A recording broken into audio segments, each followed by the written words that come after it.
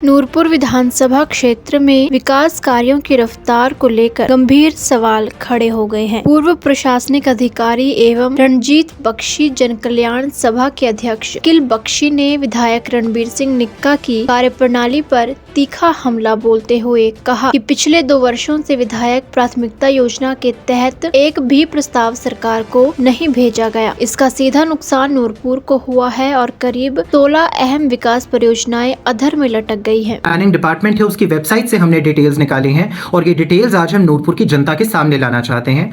2024-25 में कांगड़ा में ज्वाली में एक लिंक रोड सैंक्शन हुआ, भनियारी से लेके कुमार बस्ती तक। कांगड़ा में एक निर्माण लिंक रोड हुआ, सलोल से लेकर द्रमण तक।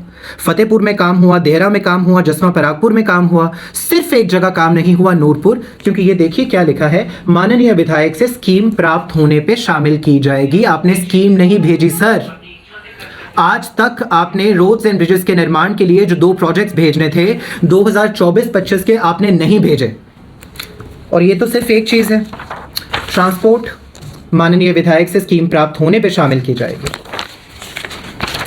सीवरेज माननीय विधायक से स्कीम प्राप्त होने पे शामिल की जाएगी। लघु सिंचाई विधायक से स्कीम प्राप्त होने पे शामिल की जाएगी।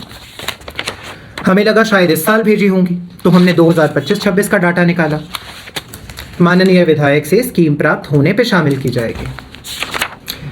सीवरेज स्कीम प्राप्त नहीं हुई, सड़कें स्कीम प्राप्त नहीं हुई, ट्रांसपोर्ट स्कीम प्राप्त नहीं हुई। एक साल में 8 प्रोजेक्ट, यानी कि 2 साल के 16 प्रोजेक्ट्स। आपने नूरपुर को 16 प्रोजेक्ट्स का नुकसान कराया है विधायक जी, 16 प्रोजेक्ट्स का नुकसान, जिसके लिए 25-25 लाख रुपया सैंक्शन हो चुका था। 0.25 दिख रहा है आपको? कैलकुलेट करिए कितना नुकसान कराया है आपने नूरपुर का। प्राथमिकता ही नहीं दी आपने 2 साल से। कोई प्राथमिकता नहीं है आपकी नूरपुर के लिए, लेकिन एक प्राथमिकता है, क्योंकि जब हमने मिनट्स ऑफ द मीटिंग निकाले तो आपने 2 मुद्दे बहुत प्रोमिनेंटली उठाए हैं। पहला ये कि भूमि कटाव को रोकने के लिए चक्की पर बांधों का निर्माण किया जाए। कौन कर रहा है वहां पर भूमि कटाव सर?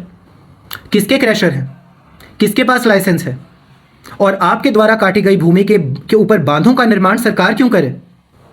और उसके बाद जब सब विधायकों ने ये कहा कि अवैध खनन के ऊपर लगाम लगनी चाहिए, उसको रोकना चाहिए, आप कह रहे हैं खनन के संबंध में नई नीति का निर्माण किया जाए, जिसमें खनन क्षमता यानी कि माइनिंग कैपेसिटी और मैकेनिकल परमिशन को बढ़ाने के बारे में ध्यान रखा जाए। बढ़ाने के बारे में ये आपकी वर्डिंग्स हैं, जिसे आपने उद्योग विभाग को रेकमेंड भी कराया है। मतलब आपको परिवहन में प्राथमिकता नहीं देनी, आपको रोड्स एंड ब्रिजेस के लिए प्राथमिकता नहीं देनी, आपको बिजली पे खर्च नहीं करना, एजुकेशन पे नहीं करना, हेल्थ पे नहीं करना, आपको प्राथमिकता सीवरेज के प्लान्स की नहीं देनी, लघु सिंचाई की नहीं देनी, लेकिन माइनिंग कैपेसिटी को बढ़ाया जाए। क्यों?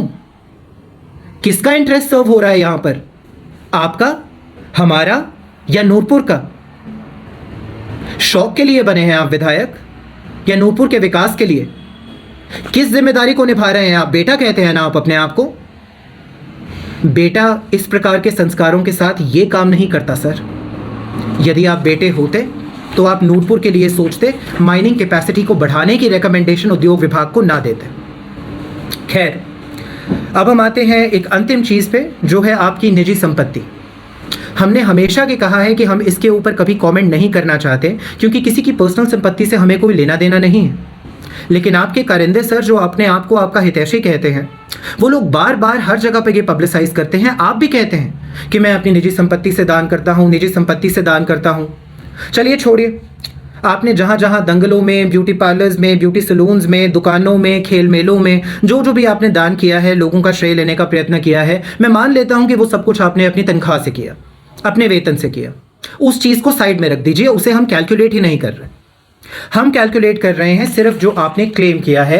3000 कच्चे घरों को पक्का करवाकर मैंने निभाया अपना वादा। ये आपकी लगाई हुई 4-5 दिन पहले की खबर है, 24 दिसंबर की खबर है, जहां आपने अपने 3 साल के कार्यकाल पूरे होने पे ये कहा था कि मैंने 3000 घरों को पक्का करवाया है। अब इसमें भी हम मिनिमम मान लेते हैं, मुझे कैलकुलेटर मिलेगा एक। 3000 घरों में हम सीमेंट का रेट आज का लेते हैं सर, मान लेते हैं कि आपने एक एक घर में 25 बोरी सीमेंट दिया है। आज का रेट है 385, 385 गुणा 25, 9625 रुपया एक घर में गया है। ठीक है, 385 25 बोरी सीमेंट के हिसाब से। अब 9,685 रुपए को जब आप 3,000 से मल्टीप्लाई करते हैं तो आता है 2,88,75,000 रुपया।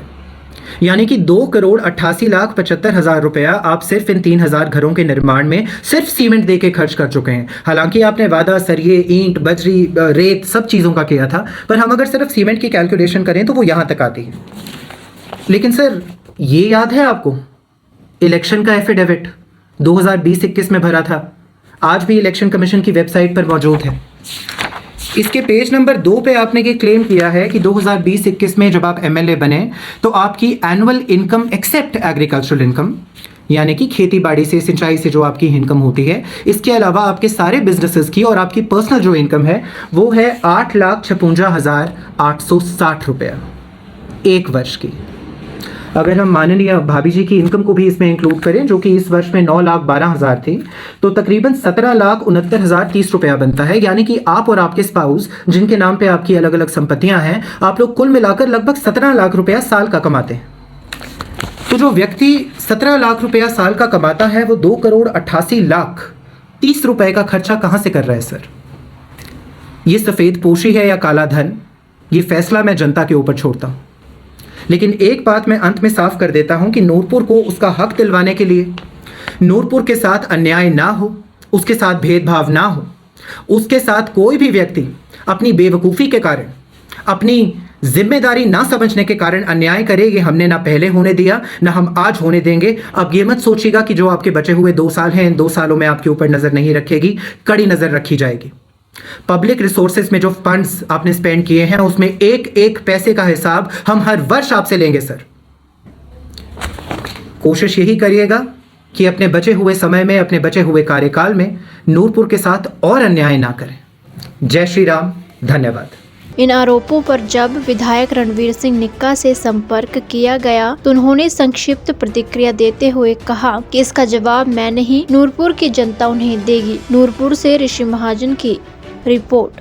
हिमाचल से जुड़ी हर बड़ी अपडेट के लिए बने रहिए EWN24 news, choice of Himachal के साथ।